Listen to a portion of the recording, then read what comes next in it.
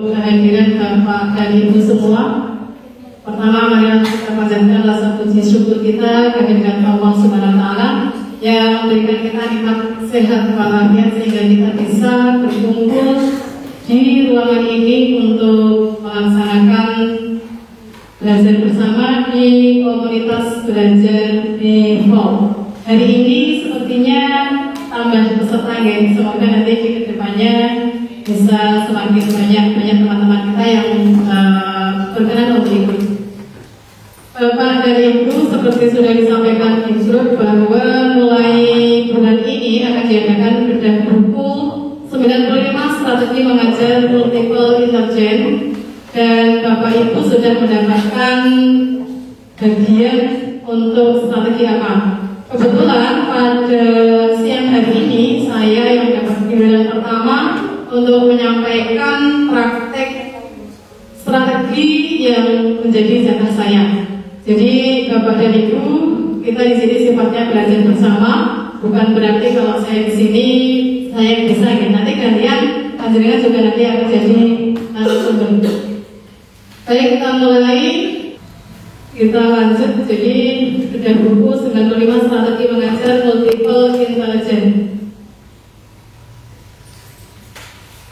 Berbagi praktik baik strategi ceramah dalam pembelajaran. Jadi kebetulan saya dapat jatahnya strategi ceramah.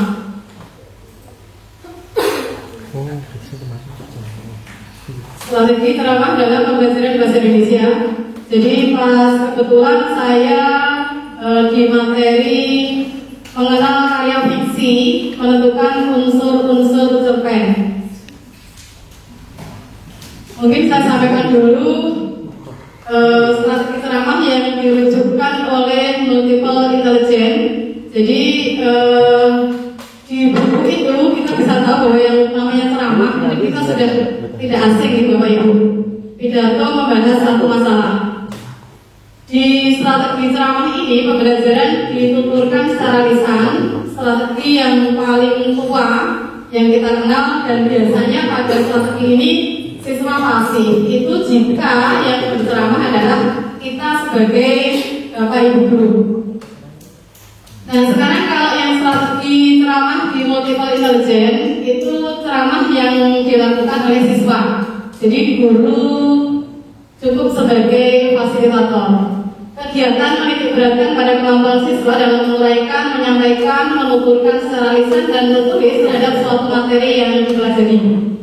Ada satu ungkapan dari si Berman, kita dapat menceritakan sesuatu kepada siswa dengan cepat karena kita belum terbiasa. Namun siswa akan melupakan apa yang kita ceritakan itu dengan lebih cepat. Jadi siswa itu akan lebih cepat melupakan apa yang kita sampaikan. Intinya gitu. Pendekatan dalam multiple intelligence dan modalitas belajar. Jadi strategi ceramah ini terkait dengan kemampuan siswa menggunakan bahasa secara lisan, berbicara secara efektif, berasa dengan santun. Jadi kalau di bahasa itu ada 4 ranah, ada menulis, membaca, menyimak, dan berbicara. Dalam strategi ini lebih menitik beratkan pada kemampuan berbicara dan menyimak. Jadi untuk kelompok yang ceramah, maka di sini titik beratannya pada bagaimana dia bisa berbicara secara efektif dan santun. Kemudian siswa yang mendengar atau menyimak bisa merespon setiap suara, ritme, dan berbagai ungkapan kata dan mengkomunikasikan gagasan inti materi yang disampaikan. Prosedurnya, jadi kita melakukan strategi atau menggunakan strategi ceramah ini sesuai dengan yang dirujukkan dalam buku. Satu, guru menyiapkan intisari materi ajar. Jadi memang strategi ceramah ini tidak pada pertemuan pertama di awal materi. Jadi awalnya sudah ada pemberian materi dulu, tapi dalam poin-poin atau garis besar. Kemudian isi materi ajar telah dipelajari siswa secara interaktif sehingga saat siswa menyampaikan ceramah, isi materi dapat diuraikan dan dikembangkan sendiri oleh siswa. Yang diberikan itu hanya poin-poinnya saja. Nanti pada saat siswa ceramah itu mereka bisa mengembangkan dengan bahasa mereka sendiri. Kemudian ada tema materi yang akan diceramahkan siswa. Jadi kebetulan ini adalah tentang unsur-unsur cerpen.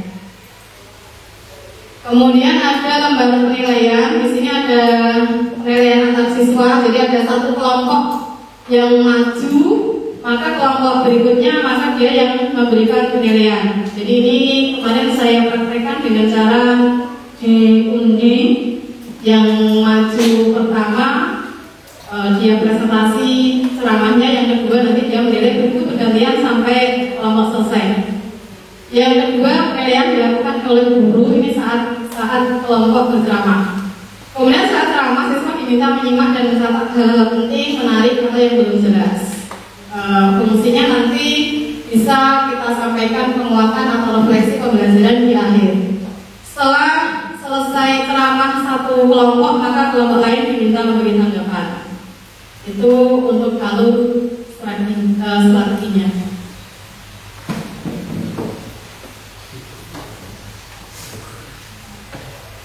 Kemudian kita masuk ke modul ajar untuk sebelum nanti saya terakhir, nanti saya akan setelkan video, kemudian Bapak Ibu bisa memberikan masukan atau tanggapannya.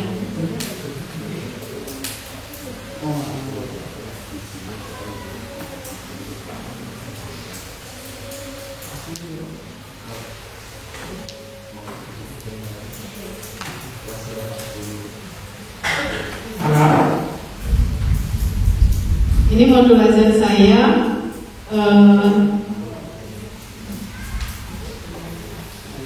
Ini identitas modulnya.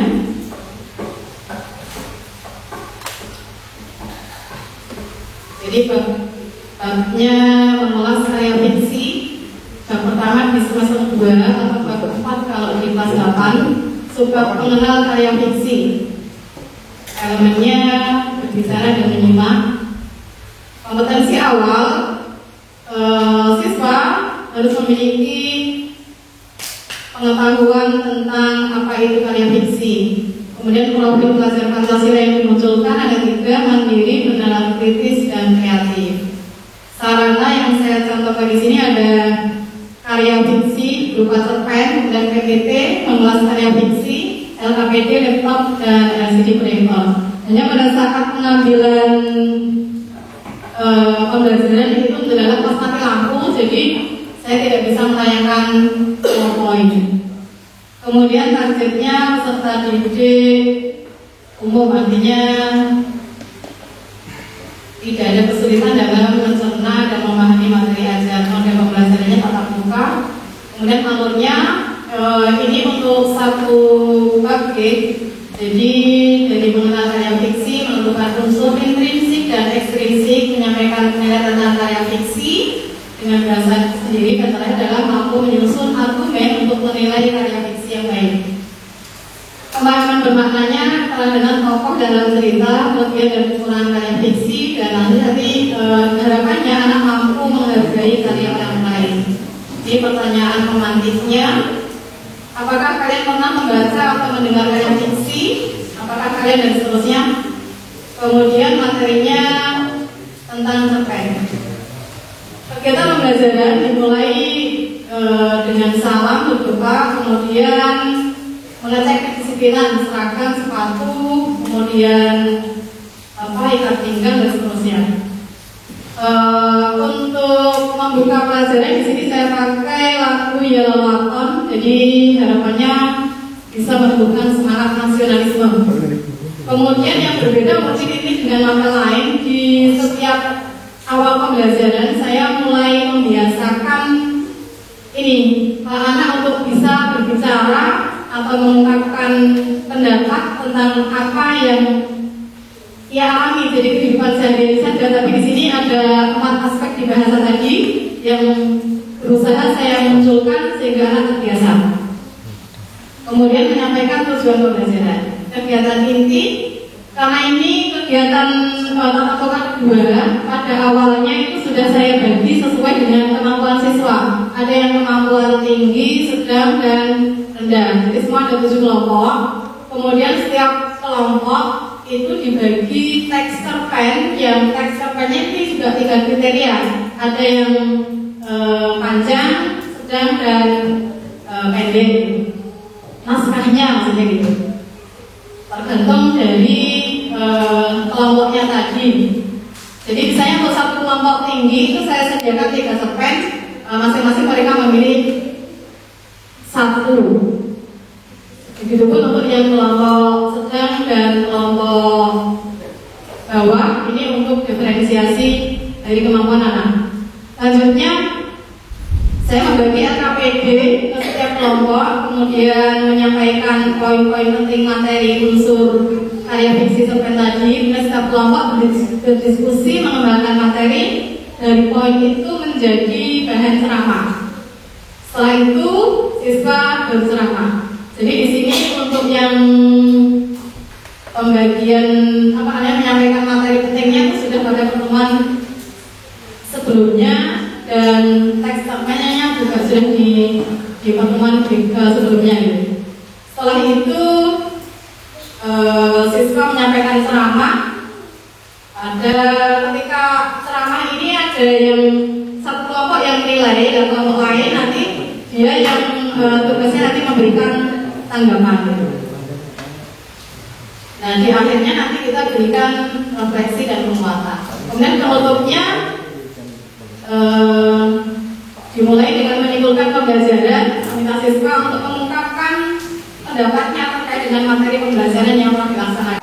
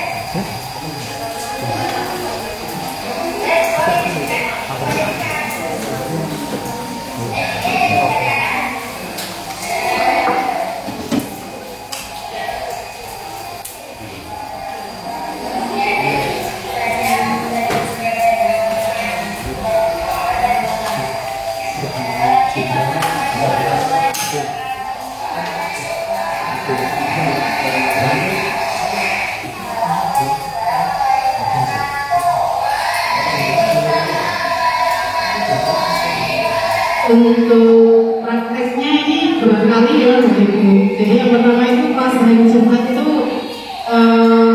anaknya tidak siap. Jadi sudah diambil videonya, tapi ajaran itu lupa materi. Memang tantangan untuk ceramah ketika anak tidak menguasai materi. Aji waktu itu yang ambilkan. Terus akhirnya di hari berikutnya saya ulang lagi. Agak lebih lancar gitu. Tapi masih ada kelihatan lupa materi.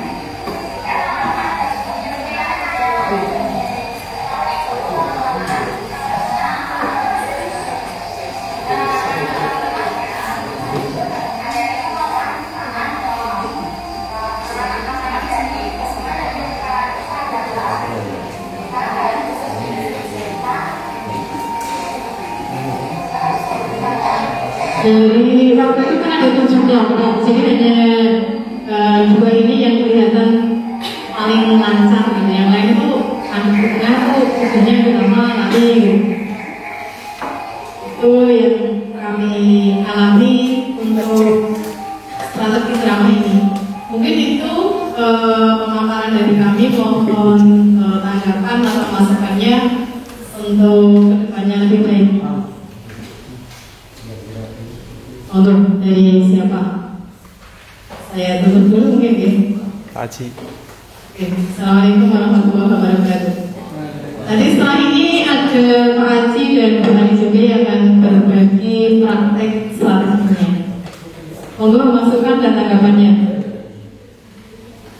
Mengamati salah satu mapel yang ada di suatu hari, contoh mungkin mapelnya story atau sejarah gitu ya. Dan nanti siswa disuruh untuk menyebutkan mapel yang ditanya itu di hari apa dan juga jamnya jam berapa. Mungkin diambil satu aja, contoh mungkin di hari Senin saja jamnya jam berapa. Ya. Oke, jadi nanti ini yang diamalkan ini diamalkan hanya untuk cara menjawabnya. Kalau nanti untuk pertanyaannya, kalau pasarnya ya gantian sama temannya dulu. Tapi ketika nanti pelaporan itu sama dulu itu berarti saya sebagai penanya askingnya. Kalau yang mereka itu bikin permissionnya. Untuk topiknya mulainya dari 6 sampai 10 itu sengaja tak asing saja biar saya ingin tanya ini bisa seperti itu. Ya, ketika bertanya itu ya. Oke, itu ada yang tiga hal yang saya tanyakan. Yang pertama itu ada fungsinya, fungsi itu kelancaran. Terus yang kedua ada pronunciation, itu cara mencapai atau kita karena speaking atau mencapainya harus sesuai. Kalau kurang mungkin nanti yang enam itu sedikit konsep itu yang mungkin belum bisa atau kemarin kurang tepat gitu. Tapi yang paling tinggi itu yang pojok sana dari 9 sampai 10 yaitu kalau mungkin ada kesalahan tapi sedikit atau minor. Terus yang terakhir performance di sini yang tak ambil adalah feedingnya anak sama ngomongnya benar. Karena biasanya tak lucu itu kalau ngomong itu banyak yang malu-malu atau salah. Jadi yang penting itu di sini untuk anaknya nanti untuk maksudnya itu bisa ngomong yang keras dan tinggi walaupun itu nanti ada kesalahan. Kalau makanan itu anak itu kalau takut salah itu ngomongnya kan takut juga. Terus setelah bukti pilihannya di bawah ininya ada hasil hotelnya untuk anak kelas C seperti itu, lupa kata Simon. Jadi pilihannya itu nanti berdasarkan kategori itu yang itu nanti pilihannya itu ditambah tiga bisa kali 10. Jadi yang ini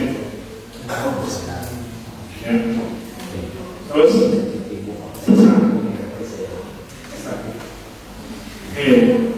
untuk videonya karena ikan susah sudah diupload di YouTube-nya saya tidak dilihat tadinya karena itu.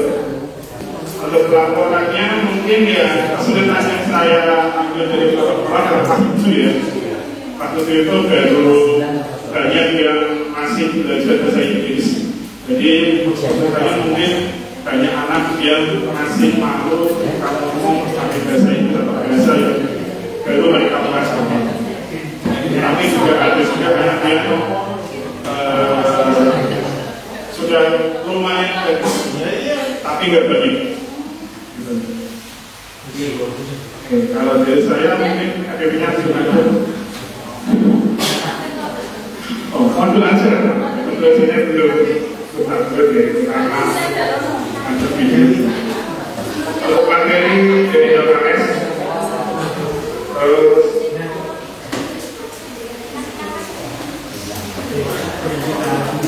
kalau ada seorang sama yang lain mungkin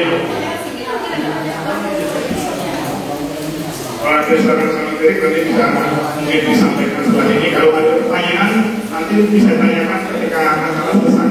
Jadi SKD saya wassalamualaikum warahmatullahi wabarakatuh.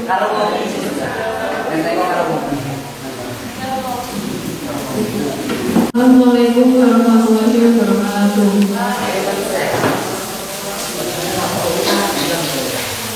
Untuk yang selanjutnya ada strategi pengamatan dari saya, dari Bu Ani.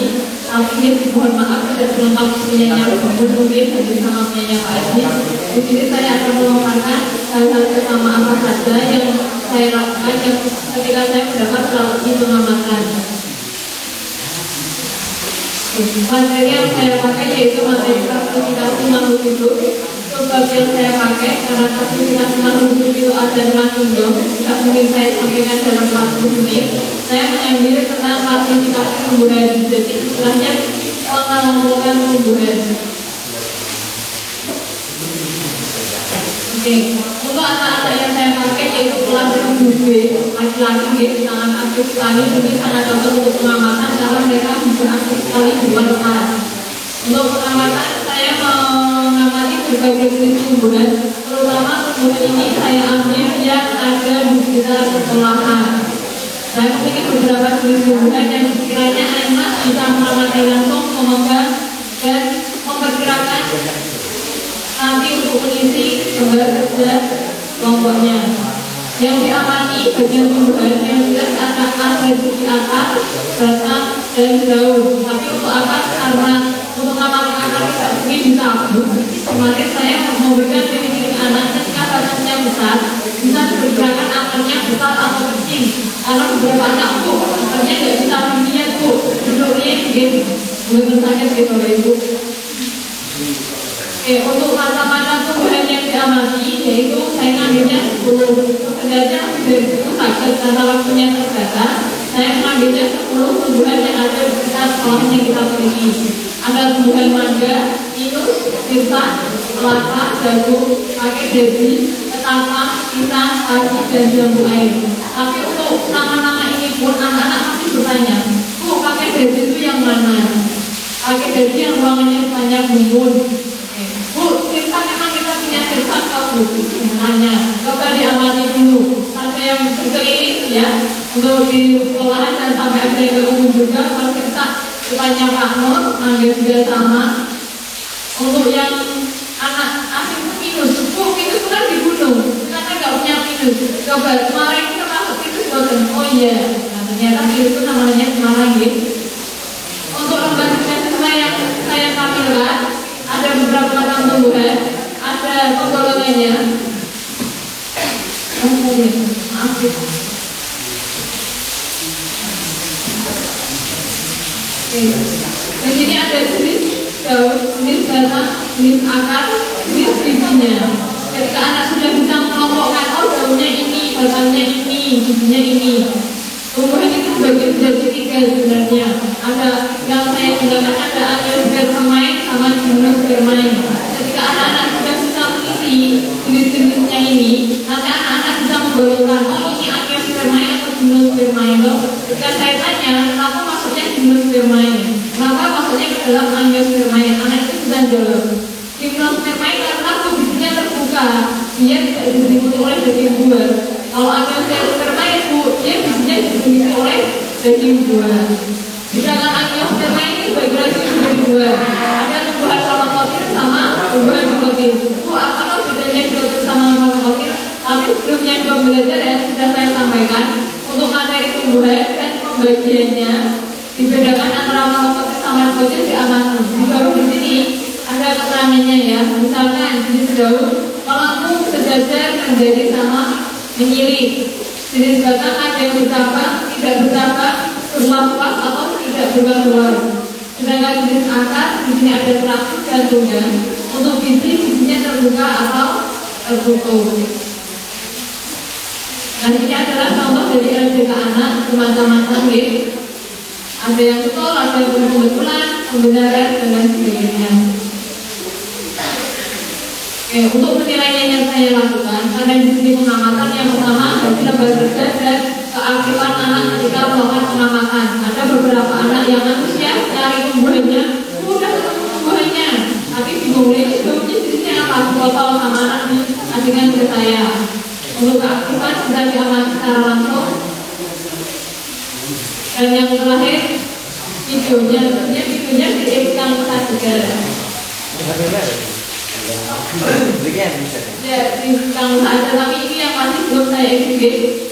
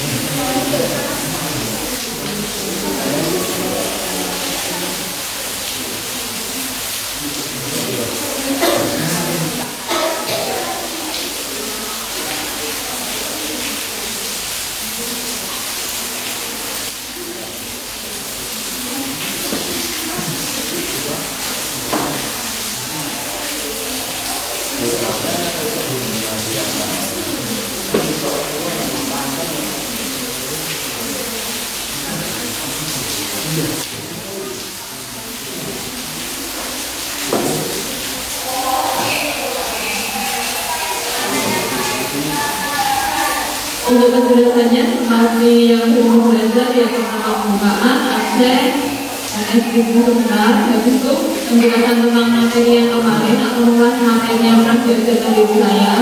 Terus kemudian kita praktek keluar penjelasan dari LCK. Kalau di sini anak kita kelompoknya sendiri ya, sama 2 orang. Dan di sini anak-anak mengamati tumbuhan langsungnya, mengamatinya adalah mangga sama sisa.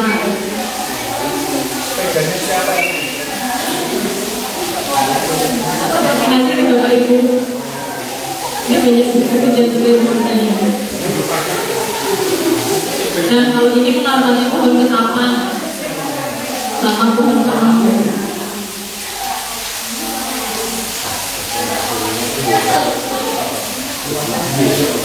Nah ini menambah pohon pinus. Dan ada yang bertanya, Bu, pohon pinus memang ada bijinya. Ternyata ada yang juga bagus, bijinya terbuka. Berarti dia maksudnya gimnospermae. Biji terbuka itu ada apa kok bijinya boleh diutelin ke buah.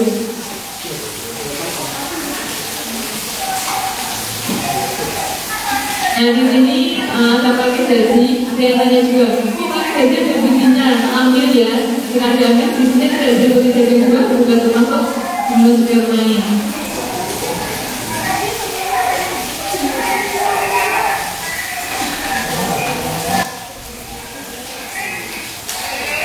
di sini ngamatin pohon pisang. Di sini ngamatin kasih, tapi kasihnya jelas aneh. Kata anak kasihnya belum ditanam Bu. Di sini ngamatin jagung.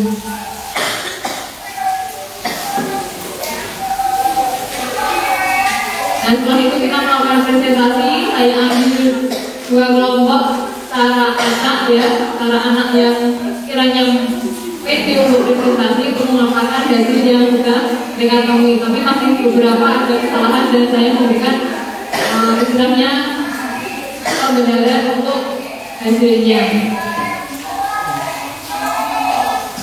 Oke, yang untuk kelompok lain tugasnya adalah menanggapi apakah benar LPK yang sudah mereka isi sama dengan jawaban sama dengan temannya atau justru juga berbeda.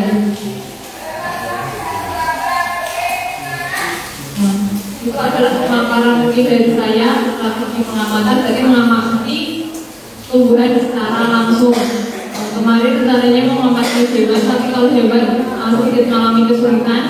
Akhirnya saya menggunakan media lain yaitu pakai kartu. Istilahnya jenisnya bisa, kan tidak mungkin juga hewan-hewan itu ditangkap dan diamati secara langsung. Itu pakainya kartu, istilahnya kemarin saya ngangkalinya pakai kartu berbagai jenis hewan. Anak-anak ngarinya Bu, kita berarti jalan-jalan ke kebun binatang, mari pakai kartu ya. Karena tidak bisa datangnya didatangkan langsung ke sini. Oke, mungkin itu yang bisa saya sampaikan dan mungkin ada masukan juga. Mohon tanggapannya untuk masukan kita bersama. Tadi ada 3 strategi Bapak Ibu. Yang pertama ceramah, terus yang kedua pelaporan oral, dan yang ketiga ada strategi pengamatan. Kalau kita lihat sepertinya yang paling menyenangkan anak adalah pengawasan ya, mereka bisa belajar di luar kelas gitu. Jadi masing-masing strategi memang punya kelebihan dan kekurangannya. Tadi sudah disampaikan beberapa permasalahan yang dialami dari kita yang sudah mempraktekkan strategi itu. Mungkin Bapak dan Ibu bisa memberikan tanggapannya. Monggo, dari siapa dulu?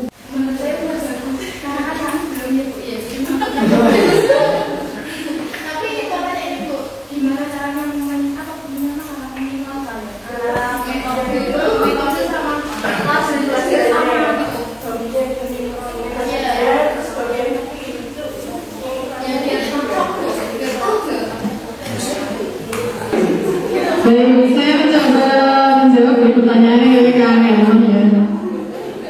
Menyinkronkan antara strategi dan materi. Kami ya, saya sebenarnya saya adalah kok dapatnya ceramah.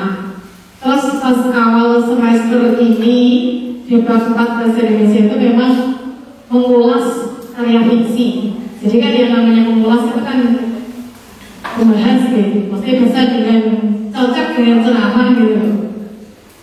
Kalau pertanyaannya mungkin dipas-pas gitu dengan, atau kalau memang susah mungkin bisa konsultasi atau berkolaborasi dengan teman, misalnya antara 2 orang, misalnya dengan materi dan strateginya kalau nggak cocok bisa tukeran mungkin balik gitu ya. Kalau daripada dipaksakan, tujuan strategi itu kan sebenarnya untuk mempermudah anak untuk memahami materi. Ini dengan strategi itu tambah belum. Yang dari anak-anak itu kebanyakan harus berani ngomong di depan, terutama untuk yang kita gini, kalau nggak punya kemampuan atau mental karakter building, kita ngomong di depan itu apapun yang kita miliki itu nanti nggak bisa tersampaikan. Contohnya sekarang kita kalau kerja, tukang beca itu pun harus komunikasi. Jual apa saja harus komunikasi.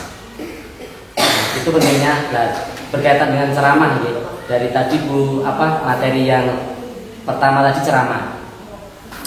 Nah, yang contohnya di pelajaran saya saja SBK itu kriteria untuk maju praktek itu saya balik. Kalau dulu kalau yang nilai tertinggi itu adalah mental, tidak fales. Nah sekarang itu saya balik, yang penting banter, kendel. Masalah fales itu nanti proses, karena karakter suara anak-anak itu berbeda-beda. Dan untuk menjadi baik itu tidak langsung, memerlukan proses. Jadi yang pertama adalah mental karakter building. Nilai tertinggi sekarang itu adalah yang banter, yang keras. Alhamdulillah dengan konsep seperti itu sekarang banyak anak-anak yang berani maju, dan itu individu sendiri seperti itu. Nah berkaitan dengan ceramah-ceramah tadi, kalau menurut saya setuju banget Bu. Kalau anak-anak sekarang itu di berapa persen dibebani untuk mereka berkomunikasi, baik itu ceramah-ceramah atau baik itu presentasi. Karena kalau nanti kita mulai dari situ, insya Allah karakter buildingnya nanti akan terbentuk dan mereka akan berani berkomunikasikan. Nah itu berkaitan dengan beberapa tahun yang lalu kita ada lomba apa itu? Lomba storytelling. Nah storytelling kita itu, saya kan kebetulan itu nunggu juga, ikut nunggu.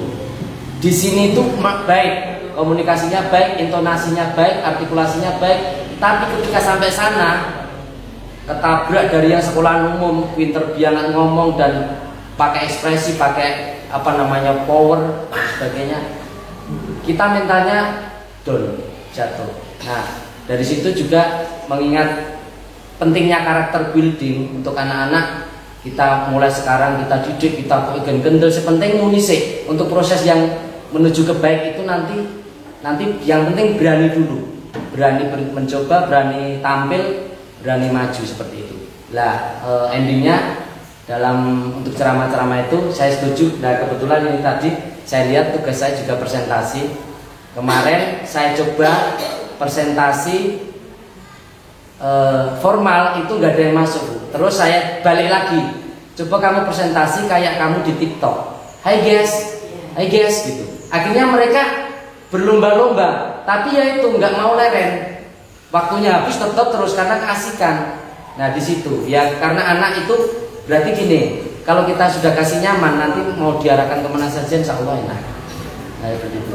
Nah dari itu zaman sekarang itu kita perlu komunikasi yang penting. Yang pertama itu beradab juga, yang sopan, komunikasi. Karena kita mau jadi tukang dodol gorengan harus komunikasi, apalagi jadi yang bekerja di instansi.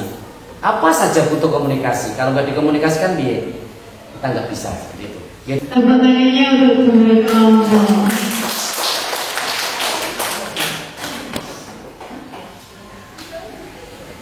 Baik, yang ketiga, monggo Ibu, siapa ini?